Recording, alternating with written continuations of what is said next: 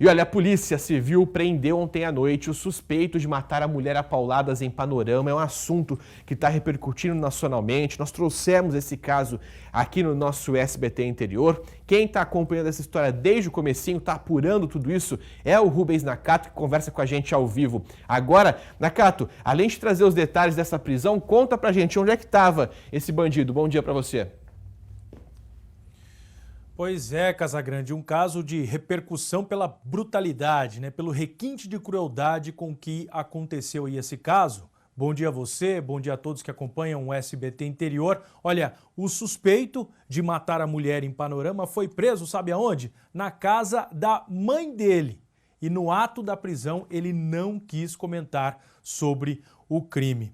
Segundo a polícia aí, vou falar o nome dele, olha só, Elias de Azevedo, de 34 anos, ele teria usado o cabo de um machado para matar a mulher, a Franciele Conceição, de 32 anos.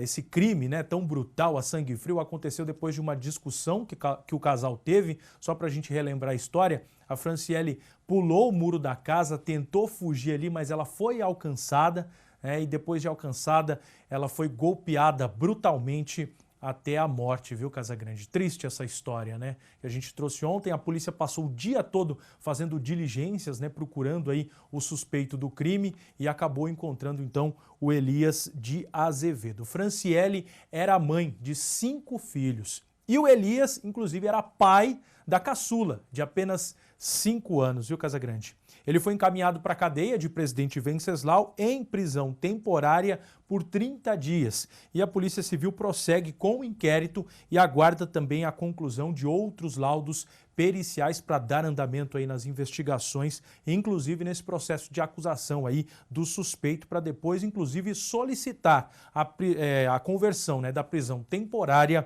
em preventiva. Então, está preso aí o suspeito pelo crime. Casagrande. Nakato, vou pedir para que você continue aí, só vou mostrar uma informação que eu busquei aí em relação a esse caso, daqui a pouco eu te chamo novamente. É o seguinte, pode colocar aqui na tela já, inclusive, a última postagem que ela fez envolvendo ela e o marido, Olha só a foto que ela postou, deitada no sofá, ela disse o seguinte, a verdadeira felicidade é aquela que faz bem para o coração, e só quem ama de verdade sabe o que é verdadeiramente ser feliz. Te amo, minha melhor metade, foi a declaração de amor que a Franciele fez para o marido dela que inclusive foi o responsável pela morte dela, como o Nakato trouxe em detalhes. Deixa eu conversar com o Nakato novamente. Ela tinha um histórico, Nakato, de outros casos de agressão, históricos de medida protetiva contra esse homem, mas o que a gente conseguiu apurar, que a nossa produção apurou, é o seguinte, tinham essas histórias de violência, mas ela sempre permitia que ele voltasse para dentro de casa, Exatamente, Casagrande, sempre permitia, viu? Segundo a polícia, olha só, já tinha uma medida protetiva, contra ele, porque ele até chegou a cumprir pena por violência doméstica, por violência contra a mulher, entrou aí no caso na Lei Maria da Penha, estava preso, quando saiu, acabou retornando, porque a Franciele ali nessa questão afetiva, ela permitiu essa reaproximação e infelizmente se tornou mais uma vítima desse feminicídio, que a gente vê os números crescendo, principalmente nesse período de quarentena, que os números mostraram que a violência contra a mulher, violência doméstica, aumentou bastante, aí cerca de 45% no estado de São Paulo. Então é triste mesmo ver essa história, por conta dessa questão afetiva, enfim, ela permitiu essa reaproximação, ainda depois de ter uma medida protetiva, já valendo contra esse rapaz, esse homem, enfim, o marido, e no fim aí deu no que deu, Casagrande? Exatamente, então até quando você está falando, Nakato, estou até separando aqui algumas postagens que ela fez e que me chamaram muita atenção, eu queria compartilhar com quem está em casa.